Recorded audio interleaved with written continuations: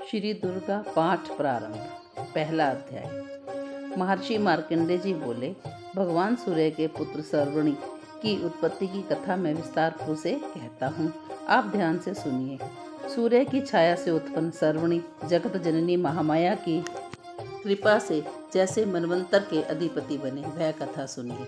प्राचीन काल में सवरोच्चिष मनवंतर के चैतवंशी राजा सूरत समस्त पृथ्वी के चक्रवर्ती राजा हुए। वे प्रजा का पालन अपने पुत्रों के भांति करते थे। यवन राजाओं से राजा सूरत की शत्रुता हो गई। दुष्ट दलन राजा सूरत से भयंकर भारी युद्ध हुआ और थोड़ी सेना बचने से यवन राजाओं ने सूरत को हरा दिया। तदंतर राजा अपने नगर में अराज्य करने लगा, तो भी अन्य राज्य शत्रुओं ने राजा सूरत पर चढ़ाई शुरू कर दी और नगर में भी दुराचारी मंत्रियों ने राजा का कोष, सैन्य तथा समस्त वस्तुएं छीन ली। तब राजा सूरत हार कर अकेला ही घोड़े पर सवार हो शिकार खेलने के बहाने घोर जंगल में चला गया। वहां महर्षि मेघा का सुंदर आश्रम उसे दिखाई दिया, जो अहिंसक सिंह आदि पशुओं और शिष्यों मुनियों से शोभित था। वहां बैठे हुए महर्षि मेघा को राजा सूरत ने नमस्कार किया और मुनि ने उचित आदर सत्कार पाकर उसी आश्रम में रहा। कुछ काल बाद फिर उसे अपने राज्य की याद आने लगी, प्रजा की चिंता सताने लगी। जिस राज्य को मेरे पूर्वजों ने भली भांति चलाया और प्रजा का पालन किया, वह आज मुझसे चला गया। वे दुष्ट मंत्री राज्य का पालन धर्म नीति से अनुसार कर रहे होंगे या नहीं, और मेरा मुख्य हाथी भी दुश्मनों के वश में हो जाने पर क्या क्या कष्ट भोग रहा होगा। जो आज्ञाकारी नौकर नित्य प्रति प्रसन्नता से धन और भोजन प्राप्त करते थे, अब उन दुष्ट राजाओं के आश्रय में रहकर कष्ट पाते होंगे। मंत्री राज्य के धन को कुमार्ग में व्यर्थ ही अपव्यय कर रहा होगा। जो धन मेरे पूर्वजों ने बड़े कष्टों और संग्रह से इकट्ठा किया था, सो नष्ट हो गया होगा। इस प्रकार वह राजा राज्य की सभी बातों की चिंता करने लगा। कुछ समय पश्चात एक दिन आश्रम के समीप एक वैश्य को आते देखा। राजा ने उससे पूछा कि अरे भाई, तुम कौन हो और यहाँ क्यों आए हो? तुम्हारा मलिन मुख शोकयुक्त क्यों दिखाई दे रहा है? इस प्रकार राजा सूरत की बातों को सुनकर उस समाधि नामक वैश्य ने राजा सूरत से कहा कि हे राजन, मैं समाधि नामक एक वैश्य हूँ। मेरा जन्म धनवान कुल में हुआ। मेरे दुष्ट स्त्री पुत्रों आदि ने मुझे धन के लोभ में घर से निकाल दिया, मेरा धन छीन लिया है और मैं धन स्त्री पुत्र से रहित हूँ। अब मैं अकेला दुखी होकर इस वन में आया हूँ। मुझे अपनी स्त्री और बंधुओं का कुछ भी पता नहीं है। मैं यहाँ रहने का कारण अपनी स्त्री, पुत्र और स्वजनों की परिस्थिति को नहीं जानता कि वे इस समय उस स्थान पर सुखी हैं अथवा दुखी। मैं यह भी नहीं जानता कि मेरे पुत्र दुराचारी हैं अथवा सदाचारी। राजा बोला, जिन पुत्र स्त्री आदि ने तुम्हें धन संपत्ति के लालच में तुमसे तुम्हारा घर छीन लिया, अब भी तुम उनको याद करते हो? फिर उन्हीं के स्नेह में तुम्हारा मन क्यों आता है? वैश्य बोला, आपने मेरे विषय में जो बातें बोली वास्तव में सत्य है, परंतु मैं क्या करूं? मेरा चित्त कठोरता उत्पन्न नहीं करता।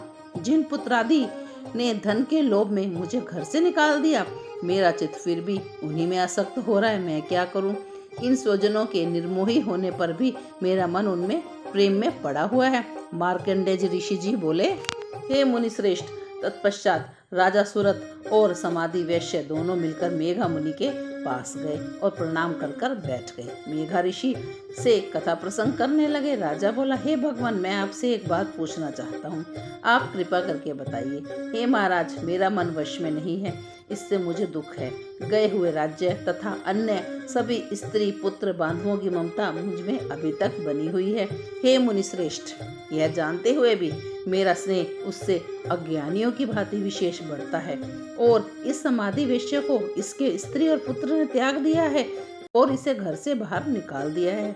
उसमें फिर भी यह आसक्त हो रहा है। इसी तरह हम दोनों बहुत दुखी हैं। हे महाभाग, उनके दोषों को जानते हुए भी हमारे हृदय में उनके लिए आसक्ति और प्रेम बना हुआ है। इतना ज्ञान होते हुए भी यह ममता क्यों है? हम दोनों को अज्ञानियों की भांति मूढ़ता क्यों उत्पन्न हो रही है? महर्षि मेघा ने कहा, समस्त जंतुओं को जानने योग्य ज्ञान होता है। हे महाभाग, सभी प्राणी पृथक पृथक होते हैं। कोई दिन में नहीं देखते और कोई रात में नहीं देखते और कोई दिन और रात में समान दृष्टि से देखते हैं। पुरुष ज्ञानवान है, यह सत्य है कि इसमें संदेह नहीं। केवल इसमें यह भी संदेह नहीं कि सभी पशु पक्षी मृग आदि और मनुष्य की भांति जिसमें ज्ञान होता है, और यह ज्ञान स्थूल ज्ञान होता है। जैसे मनुष्यों में आहार आदि की इच्छा उत्पन्न होती है, वैसे ही पशु पक्षी आदि में भी आहार विहार निद्रा मैथुन आदि की इच्छा उत्पन्न होती है।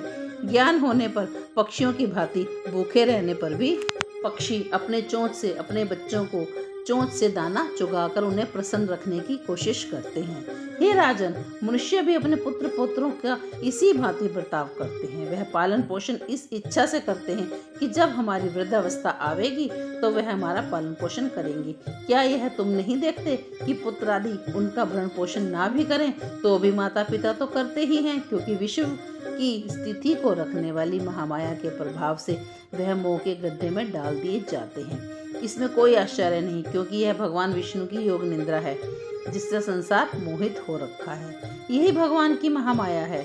यह भगवती बड़े बड़े ज्ञानियों के चित्त को जबरदस्ती खींचकर मोह में डाल देती है। इस देवी ने ही चराचर विश्व को उत्पन्न किया और यही देवी प्रसन्न होकर भक्तों को वरदान देती है जिससे मुक्ति मिलती है। वही मुक्ति की परम हेतु व सनातनी ब्रह्म ज्ञान स्वरूपा विद्या है। राजा बोला, हे भगवान, आप जिसे महामाया कहते हैं वह कौन सी देवी है? वह देवी कैसे उत्पन्न हुई और उनका क्या कार्य है? उनका स्वभाव स्वरूप उत्पत्ति आदि के विषय में मैं आपसे सुनना चाहता हूँ। सो आप सभी वृतांत मुझे सुनाइए। ऋषि बोले, वह देवी नित्य है, वह सब चराचर में व्याप्त है, तथापि उसकी उत्पत्ति अनेक भांति प्रकारों से हुई है और उस कथा को तुम मुझसे सुनो। यह भगवती देवताओं की कार्य सिद्धि को उत्पन्न होती है और अजन्म उत्पन्ना कहलाती है। जब भगवान विष्णु संपूर्ण विश्व को त्याग कर अंत में जल ही जल करे योग निद्रा में शेष शैया पर शयन कर रहे थे, उस समय विख्यात मधुकैटभ नाम के दो घोर असुर भगवान विष्णु के कान के मैल से पैदा होकर ब्रह्मा जी को मारने को तैयार हुए। ब्रह्मा जी विष्णु भगवान की नाभि कमल में स्थित थे। उन दोनों भयंकर असुरों को मारते हुए देखकर भगवान विष्णु को सोया देखकर ब्रह्मा जी योग निद्रा की प्रसन्नता हेतु एकाग्र मन से स्तुति करने लगे, जिससे कि भगवान विष्णु के नेत्रों से भगवती योग माया अपना प्रभाव हटा ले और भगवान जाग जाए। वह योग माया विश्वेश्वरी जगत माता स्थिति संहार करने वाली भगवान विष्णु की अतुल तेज वाली निद्रा स्वरूप अनुपम शक्ति है।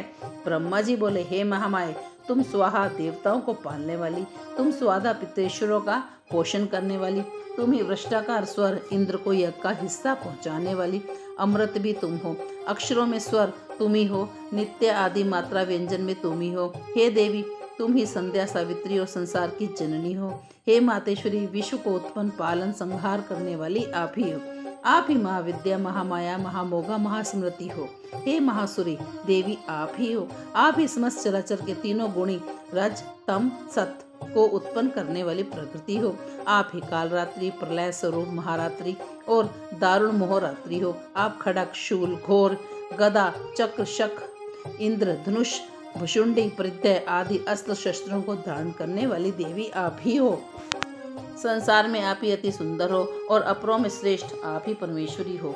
जो इस विश्व की रचना पालन संहार करते हैं, उन भगवान विष्णु को आपने अपनी निद्रावश कर लिया है। फिर भला बताइए कि आपकी प्रार्थना करने में कौन समर्थ है, जबकि आपने भगवान विष्णु शंकर तथा मुझसे यह शरीर ग्रहण किया है। आप तो अपने प्रभाव से स्वयं प्रशंसित हो। मधु और कैटभ नाम के इन दो महादुष्टों को आप मोह लीजिए और विश्वपति भगवान अच्युत को जगाइए। इन दोनों महासुरों का संहार करने के लिए भगवान को बुद्धि दीजिए। ऋषि बोले, इस प्रकार जब ब्रह्मा जी ने मधु और कैटभ असुरों का संहार के लिए भगवान विष्णु को जगाने के लिए तामसी देवी की प्रार्थना की, उसी समय भगवान विष्णु के नयन मुख नाक कान भुजा हृदय वक्ष स्थल से निकलकर अव्यक्त योग माया उपस्थित हो गई। उस योग निद्रा से भगवान जाग गए। तदंतर भगवान विष्णु ने उन पराक्रमी वीर्यवान मधु और कैटभ असुरों को देखा। ब्रह्मा जी को खाने के लिए उनकी आंखें लाल हो रही थी। तब भगवान विष्णु ने शेष शैया पर उठकर उन असुरों से 5000 वर्ष तक बाहु युद्ध किया। अति बलवान महा उन्मत्त उन दोनों असुरों को महामाया ने मोहित कर रखा था। अतः दुष्टों ने भगवान से कहा, आप हमसे वर मांगिए। भगवान ने कहा, यदि तुम मुझ पर प्रसन्न ही हो तो मेरे हाथों से मारे जाओ। मेरे हाथों से तुम्हारी मृत्यु हो, केवल यही वर मुझे दीजिए। ऋषि ने कहा, इस प्रकार जब भगवान ने उनसे यह वर मांगा तो उन्होंने चारों ओर देखा कि सर्वत्र जल ही जल ही है। तो उन्होंने भगवान से कहा, हमारा वध उस स्थान पर कीजिए जहाँ पानी ना हो।